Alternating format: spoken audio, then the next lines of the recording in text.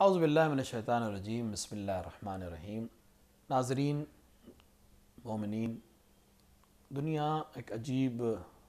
حالات سے گزر رہی ہے۔ ہمارا ملک بھی عجیب حالات سے گزر رہا ہے، جہاں امن اور سکون کے اوپر حملہ ہے، جہاں بھائی چارگی کے ساتھ رہنے پر حملہ ہے، اور ساتھ ہی ساتھ دنیا میں ایک وائرس ہے جو انسانی جان کو اپنی زد میں لے رہا ہے۔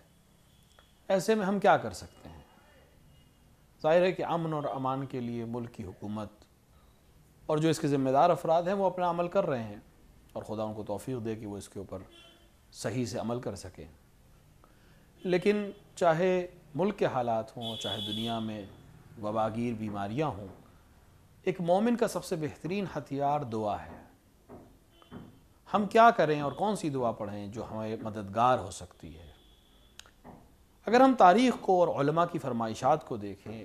تو آج سے تقریباً 100 سال پہلے سامرہ میں ایک وبا آئی تھی جس پہ کئی لوگوں کی جان جا چکی تھی، یہاں تک کہ اس وقت کے جید عالم دین مراج تقلید میں سے ایک شخصیت مرزا محمد تقی شیرازی نے شیعوں تک اور مومنین تک یہ پیغام پہنچایا کہ وہ سب مل کر ہر گھر میں زیارت عاشوراء کی تلاوت کریں، اور 10 دن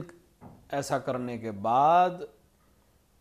10 دن تک لوگوں نے مسلسل یہ کام انجام دیا، اور 10 دن کے اندر اس وبا کا خاتمہ ہو گیا اور کثیر تعداد میں مومنین کی جان محفوظ ہو گئی، اور لوگوں نے محسوس کیا کہ زیارت عاشوراء کی نتیجے میں، اس کی تلاوت کے نتیجے میں ہمیں اس بلا سے نجات ملی ہے۔ ہماری آپ سے گزارش یہ ہے کہ اس موقع پر جب ملک میں امن اور امان نہیں ہے اور پوری دنیا میں کرونا وائرس کی وجہ سے مومنین کی، عام انسانوں کی جان جا رہی ہے، ہم توسل کریں ایک بار پھر سید الشہداء کی بارگاہ میں پہنچ کر اور خداوند عالم کو واسطہ دے کر امام حسین علیہ السلام کی مظلومیت کا اس زیارت کے ذریعے ان کی زیارت کر کے، تاکہ اس وبا سے، اس ناامنی سے، ان مشکلات سے ہمیں نجات مل سکے۔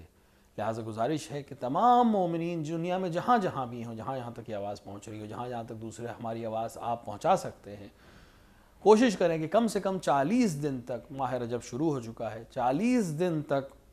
زیارت عاشوراء اور دعائے القبا کی تلاوت کر کے اس کا ثواب جناب نرجس خاتون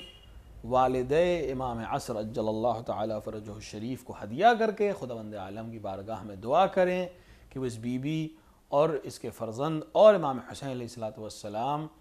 کی وسیلے سے اور ان کے صدقے میں ہم کو اس بلا سے نجات عطا کرے۔ والسلام علیکم ورحمۃ اللہ وبرکاتہ۔